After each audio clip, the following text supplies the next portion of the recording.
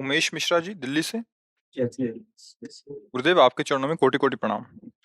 गुरुदेव, क्या शत प्रतिशत भजन से ही भगवान के दर्शन होते हैं या किसी दान पुण्य भी इसमें सहायक है? नहीं, कोई दान पुण्य सहायक नहीं है। दान पुण्य एक शुभ कर्म होता है।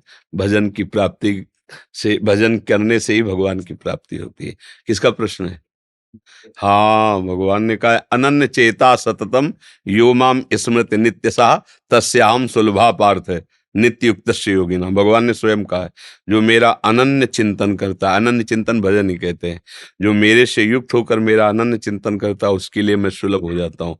दान पुण्य के लिए स्वर्गलोक आज बने हुए हैं, महारलोक बने हुए हैं, तपस्या के लिए तपलोक बने हुए हैं, ब्रह्म ऋषियों के लिए जनलोक ब्रह्मलोक तक ये सब बने हुए हैं। लेकिन भक्तों के लिए भगवान का जो निज धाम निज रूप वो भजन से प्राप्त होता है। वो तपस्या और अन्य साधनों से नहीं मिलता।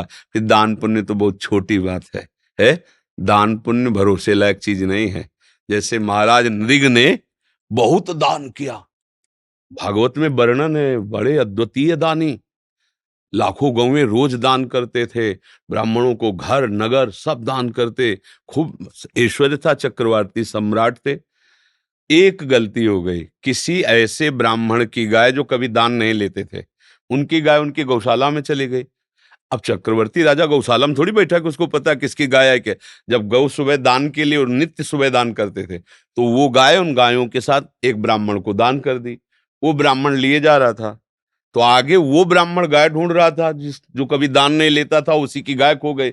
तो उसने गाय दे, बोले ये मेरी गाय। तो उन्होंने कहा आपकी कैसे हो सकती, मैं अभी महाराज नृग से दान लेकर आ रहा हूं। दोनों सभा में पहुंचे, तो गाय वाले ने कहा ये मेरी गाय है। महाराज नृग ने पूछा कि आपकी गाय हमारे गौशाला में, तो उनका छूट कर या जैसे भी महाराज ने कहा मुझे पता नहीं ना कि आपकी गाय है। जिसने गाय दान लिया था उससे कहा कि 1 करोड़ गाय देंगे, ये गाय वापस कर दो। वो भी अठी बोले आपने दान दिया, हम वापस नहीं करेंगे। और वो दान लेता नहीं था, इसलिए कहा मुझे हमारी गाय चाहिए। महाराज ने चुप केवल ऐसे देख, क्यों क्या उत्तर दे, कोई उत्तर ही नहीं बन रहा ना। जिसको गाय दी उसको दे रहे हैं कि और गाय ले लो, ये गाय वापस कर दो, वापस नहीं कर रहा। और जिसकी गाय है वो दान लेता नहीं है, वो अपनी गाय लेना चाहता है। अब चुप रह गए, कोई निर्णय नहीं। वो जो गाय वाला था निराश होकर चला गया, उसका अपराध बना और द्वारिका के कुएं में गिरगिट बन करके जन्म हुआ महाराज नृग का।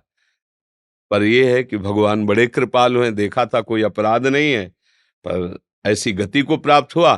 तो एक दिन द्वारिका में यदुवंशी बालक खेल रहे थे, उन्होंने आके बताया भगवान को, एक विशाल गिरगिट आश्चर्यजनक उसमें कुएं में पड़ा है, तो निकलवाया गया।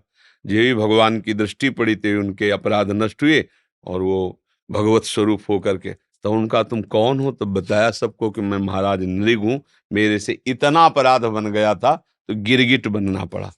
और अगर भजन करते हो, नाम जप करते हो, भारी से भारी अपराध बन जाए तो भगवान उसका दंड नहीं देते। जन अवगुण प्रभु मानन काऊ, दीन बंधुवति मृदुल, उसके पाप का नाश करके भगवत प्राप्ति करा देते हैं।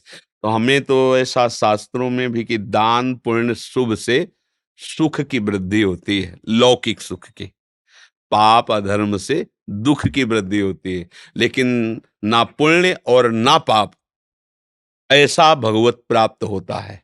जिसके पाप क्षय नष्ट हो गए, पुण्य भी समाप्त हो गए, वो भगवान को प्राप्त होता है। केवल पुण्य बचे तो स्वर्ग आदि लोग, केवल पाप बचे तो नरक आदि, और पाप पुण्य दोनों मिश्रित तो मृत्यु लोग। पाप पुण्य दोनों खत्म तो भगवान की प्राप्ति। समझ पा रहे जी।